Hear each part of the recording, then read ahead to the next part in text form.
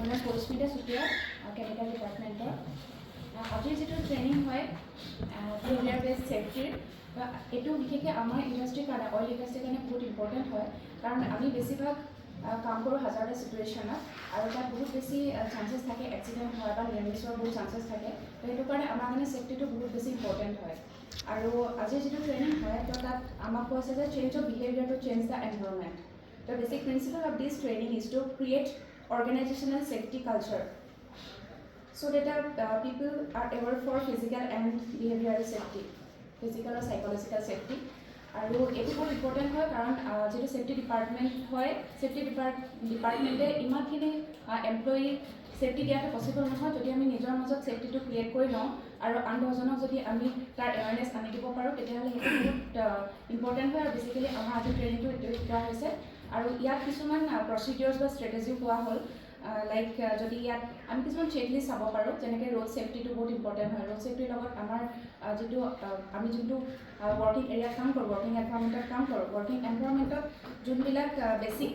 need হয় যেনেকৈ পিপি পিন্ধিবই লাগিব হাউচকিপিংটো আমি চাব লাগিব তাৰ লগতে যিটো বডি পজিশ্যনিং আৰু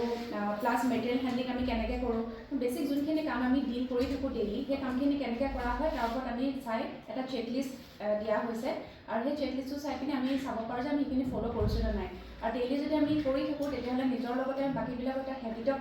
এইটো চেঞ্জ হৈ যাব মানে হেবিটত পৰিণত হ'ব আৰু যিহেতু অভ্যাসত পৰিণত হ'ব লগে লগে আমাৰ সেইটো আমি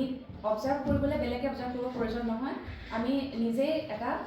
আমাৰ ডেইলি এটা প্ৰেক্টিছত আমি এইটো কনভাৰ্ট কৰিব পাৰোঁ আৰু তাৰ কাৰণে আমি কিছুমান ষ্ট্ৰেটেজি ল'ব পাৰোঁ ষ্ট্ৰেটেজিটো এটা কোৱা হৈছে যে ফাৰ্ষ্ট টুল বক্স টপত আমি 5 মিনিটছ তেওঁলোকক যদি কওঁ তেতিয়াহ'লে তেওঁলোক এৱাৰ হ'ব আমাৰ চাৰ্কলৰ সতীৰ্থসকল আৰু লগতে যোনটো পি লৈ পিনে এটা আছিলে তেখেতে কৈছিলে এপ্ৰ'চিং অবজাৰ্ভবিলাক কেনেকৈ আমি এপ্ৰ'চ কৰিম তাৰ কাৰণে কিছুমান ষ্ট্ৰেটেজি আছিলে তাৰ ভিতৰত আছিলে প্ৰশ্ন পৰিক্ৰমা প্ৰশংসা অৰ্থাৎ আমি তেওঁলোকক মটিভেট কৰিব লাগিব তেওঁলোকক ট্ৰেইন আপ কৰিব লাগিব ট্ৰেইন আপ কৰি তাৰ ওপৰত আমি তেওঁলোকক প্ৰেইজ কৰি হয়তো তেওঁলোকক পুৰস্কৃতও কৰিব পাৰোঁ এনেকৈ আমি আমাৰ কামটো আগবঢ়াই নিব পাৰোঁ আৰু গোটেই বস্তুটোৰ গোটেই আমাৰ ট্ৰেইনিংটোৰ এটাই